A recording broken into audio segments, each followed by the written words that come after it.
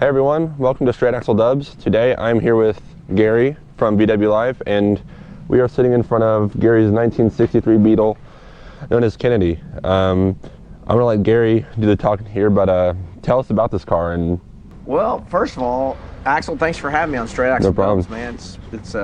I appreciate you contacting me and asking me to come in. So the thing is, Axel, when you get old like me, you don't remember stuff, so you gotta go back to your notes. Definitely.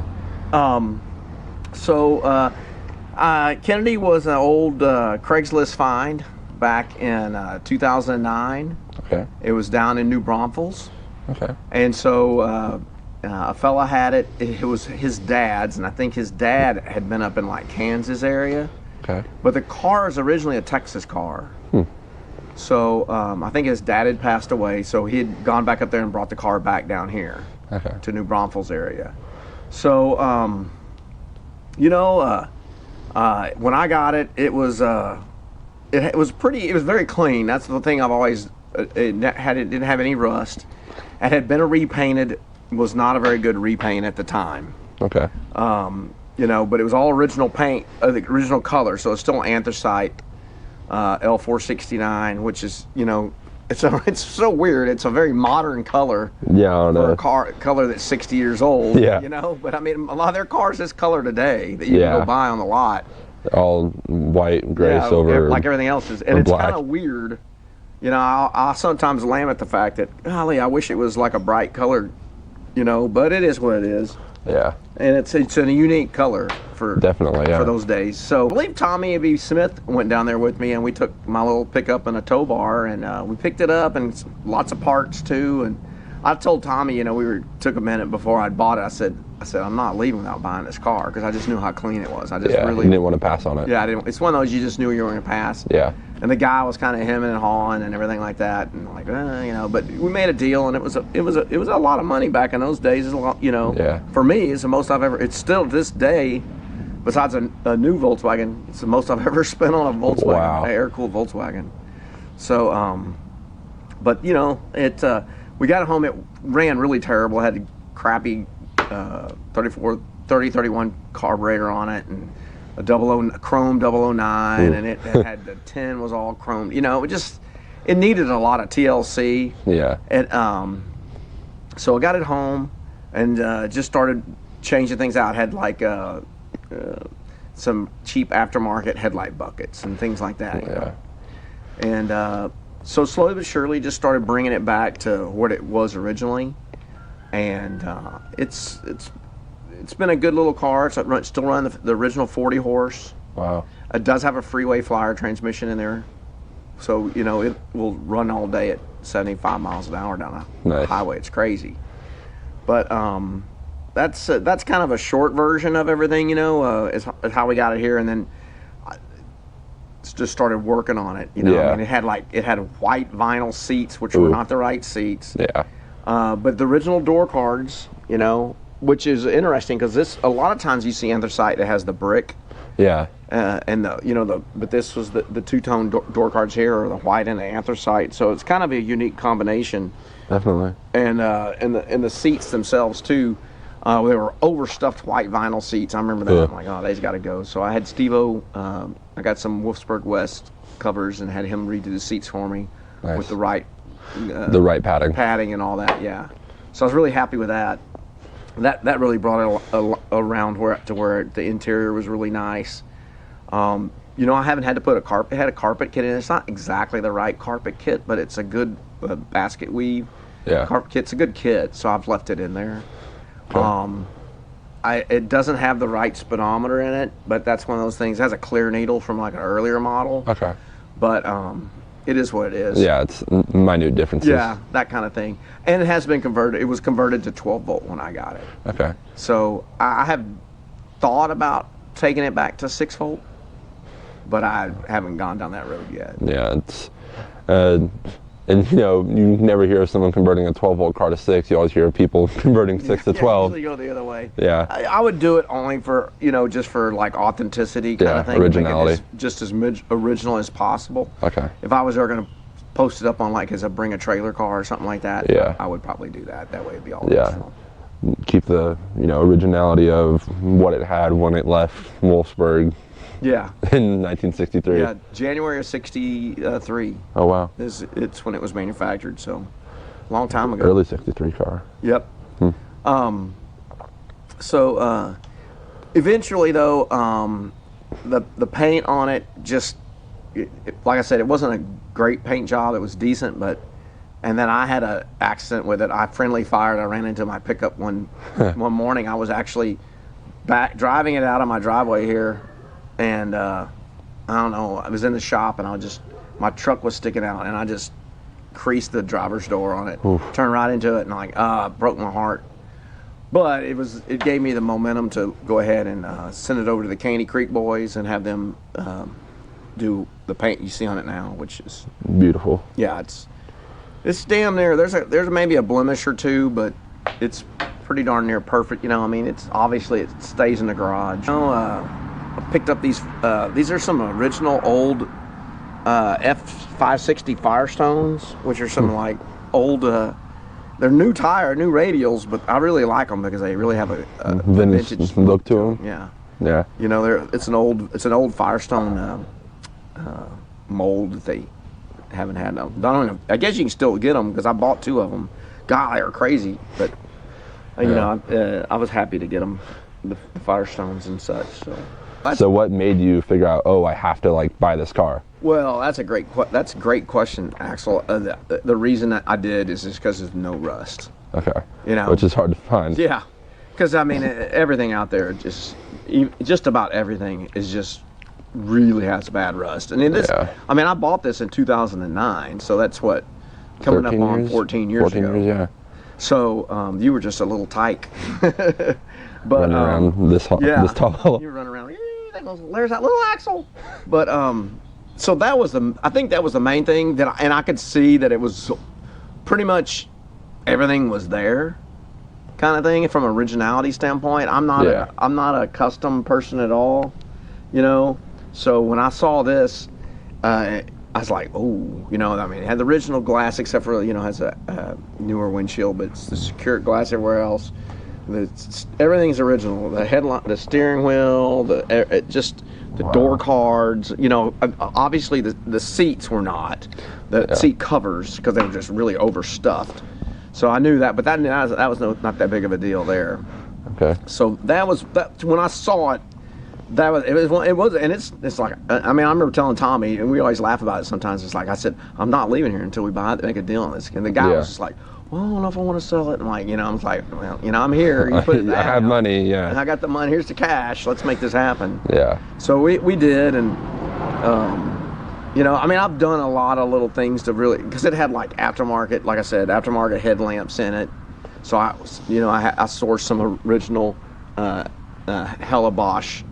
Nice. Front headlights. In the back it had aftermarket tail lights, and I found some original Hellas, and so I've spent a lot of time just kind of really making sure I put little pieces like that together. Yeah. One of the cool things is not a Sapphire 1 radio. It's like an old Motorola. Oh wow. Radio, and it has it has the 2 little spots on it, the 2 little triangles for where you would go for the civil defense radio would be blasting out if the Russians are coming or something like that. Yeah. So that's where you would go for that. Those are the little emergency announcements on there. So it's kind of a unique radio. I've never seen this radio before in anything else. And back in the day, radios were kind of an afterthought in these anyhow. Yeah. They were all dealer installed for the most part. AM signal, which nowadays, good luck finding something. Yeah, there's a couple of good stations. There's a good old country station down in San Antonio you can pick up here sometimes on a day like today. Yeah, when it's clear and not cloudy. Yeah. So the next thing, the car's name is Kennedy, and I've noticed that pretty much all of your Volkswagens are named. So tell me about the story with the name behind this car. Yeah. And I noticed you also have other Volkswagens named after presidents. So tell me the story about that. I don't know how that got started, but I guess it's a problem to have, but I have to name them because otherwise I just well, how many 60? I can't say. Well, that's a 63. It's the 63. Well, how many 63s do we have? Yeah. So at the time I got this, I had Jerry the bus, which is not named after a president. And then what else did we have around here? I don't remember. Probably had my blue bus too. And it was just, because it was my first, it was just the bus. Yeah. But that was my, at that point, it was okay. We only had one. Yeah, you only had one. But then things started. Yeah. And I don't know. You know, I'm a student of history, and I like, you know what, it'd be cool to name your cars after dead presidents. So, you know, I had Kennedy as a 63, and I have Johnson as my 64 single cab that's never seen the light of day. You know, Sitting and back then there in the shop. you know, let's see, what else do we had? Johnson. I had nothing. I named nothing Nixon. Nothing got named Nixon or Carter or Ford. And then we jumped a few years. I had a Passat wagon, like a 01. We named it W for George W. And then and I guess that's really it, you know. So I mean, just a few like that, but I do like the dead president name for that. You know, Yeah, I'd love to have kinda an Ike fits. one of these days, or a Truman. That'd be kind of cool. Yeah. You know, I mean, the names just happen. You know, I mean, Yeah. like the president thing was just kind of happened. But I mean, like, It has to fit. yeah, and like I've had I had 13 I've had 13 Scirocco's, so I can't come up. So it just that the Scirocco's kind of take off on the Rocky movies, Rocky 1, Yeah. Rocky 2, because they're all, you know. So that's kind of, so now I'm up to Rocky 13. You know. Lucky number 13. Yeah. Is there anything, you know, I know every Volkswagen's pretty unique, but is there anything you think that really sets this car apart and has like a special sort of unique factor about it? Well, that's a great question too, Axel. I think to me, the first thing is the color. Yeah, The anthracite, pretty rare Volkswagen color, because it's in '63. I mean, think about all the great colors you could have got. You know, Yeah. ruby red, and all the beautiful blues and mangoes and greens greens and you know, and everything like that. And then here's a kind of a very dullish, grayish color. Yeah. You know, and you know, it has no metallic in it, of course. So it's it's kind of a very brownish gray. But I think that's one thing that's unique. I think the door cards, being that it was the original and they were the gray ones, not the brick. Yeah. Because most of these you see had the brick red inside. Yeah. But yeah, you know, I mean, from that standpoint, that's some of the things I like about it. I hem and haw, but I do not drive this car enough about getting rid of it. Yeah. You know, but I also know if I were to get rid of it, I wouldn't be able to go out and afford another one like this, and I'm certainly not going to restore one to this level. Yeah. Bring your pretty car out. Yeah, so I mean, so it changes your mentality, because like with everything else, Old Spot or Jerry, I'm like, you know, whatever. Yeah, like I drive my car everywhere, yeah, and you know, it's like, so those are like dailies, you know. Yeah. And so, but this, like, it might be a heavy due today. Now, never mind, that kind of thing. So, you know, but it's such a good little runner. I mean, like, while ago, I mean, I probably haven't started. It's not on me, but I bet I haven't tried to start it in probably 2 months. Well, it didn't start right up because the bowl was empty. Bowl was empty, yeah, so you got to prime it a little bit. So as soon as I got the car full of gas, it fired right up and just Ran. went straight to idle, and shifts great and stops great and everything. Yeah. So, and I noticed something that you don't see on a lot of the earlier cars is this car has a column ignition, which yes, you don't, you know, on later Beetles like mine it has it, but you don't see it on very many early cars at all, which I wonder if that was possibly a Euro option. It was sometimes if this was a Euro delivery, maybe, you know, for an American coming over here, maybe, I don't know. There's a possibility, because that's definitely European, the column ignition lock, you know, it's a safety lock thing kind of thing. And but yeah, it does have that, and it definitely there's no, like, they swapped it out. There's no hole in the dash. Yeah. Where the ignition normally is on American Beetles. So it's a possibility that was a Euro delivery, and could have been a soldier brought it over here. I don't know the history on it at all as far as that, and I didn't do a birth certificate back in the day when I had a chance. I should have. I don't know if they still do those anymore. Who could have? I mean, that's why maybe it has this speedo in it. It might have had a kilometer speedo. You know, who knows? Wanted to get a mile per hour one, and that's the first one they could find. Yeah. So here's a clear needle one. Let's stick that one in there. So that possibly could be the case. It had a 12-volt starter in it, and it's a 6-volt flywheel. Ooh. and that was never a good combination. Yeah, like so that was one of chews the up things flywheel. That was one of the things I had to switch out, is put a 6-volt starter in there, which just runs fine. It spins real fast, but no, that's not a big deal. You don't want to turn it for too long on 12 volts because you'll cook it. But it works out. It works really good. Yeah. And so that's kind of one, the little unique things. I mean, there are a lot of things like, it had the wrong trim on the running boards, had the skinny trim, and it's supposed to have the wide trim when I got it. And, little things like that just over time, just to bring it back to where it needs to be. And I'm very pleased with it. It's a great car. I wish I drove it more. I need to drive it more because it's a fun car to drive, and it needs to be out. People need to see it more. Like the Harvest. You should have taken it to the Harvest. I mean, but that morning is so crazy, and there's so much going on. I can't really. I think I flat-toed Kennedy or Spot over the Harvest. Did I? Or somebody drove? I don't remember. These things are meant to be driven, and I feel terribly guilty about this. And maybe I'll take advantage of it in good weather the next few days, and I'll drive it to school and such, just to get it out on the road. Yeah, but the thing is also, I'm always like, if I'm stopping or I see something on the side of the road I'm going to pick up and some junk or something, and I'm in this, you're like, I can't get anything. Yeah, you miss out a little bit. So that's another thing too. So that's kind of thing I have to think about sometimes with being the Texas junk king. You gotta always have room for junk. Yeah, there's no room for junk in it. There's a good date car, Yeah. Take and that kind of thing, and cruise through the hill country. But if I'm out, because I use them for what they are, for transportation, Utility, for work vehicles. So, I don't drive this car nearly as much as I should. I think I can tell you. I mean, I put about 23,000 miles on it. Wow. How many years? That's 14, almost. Coming up on 14 years. And I've had my car probably a year and a half almost, and I've put almost 7,000 in a year. Yeah, it just doesn't get driven, but that's, I need to drive it more.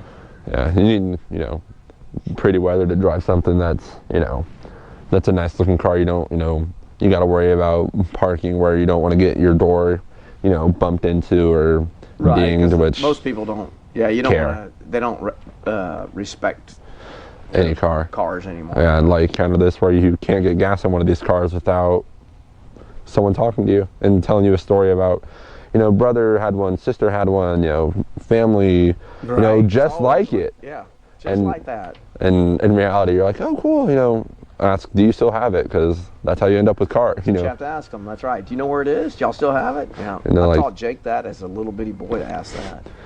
And I mean, we ended up. Well, that's how we ended up with Johnson. Because the girl goes, oh yeah, my dad still has it. It's just parked. Well, then we ended up getting it. So yeah, you always got to ask. You never know. It'll lead to something. Yeah, it'll definitely lead to something. Yeah.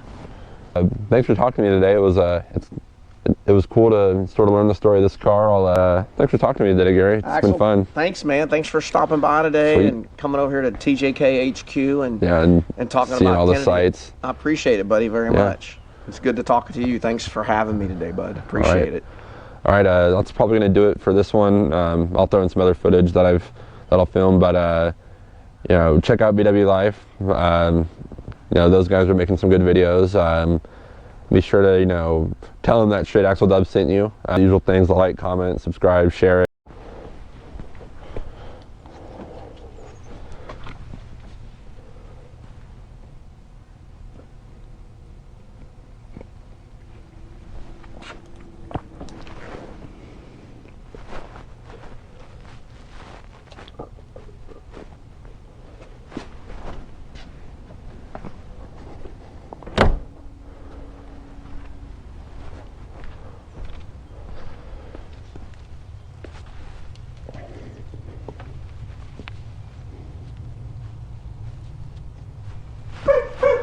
Willie.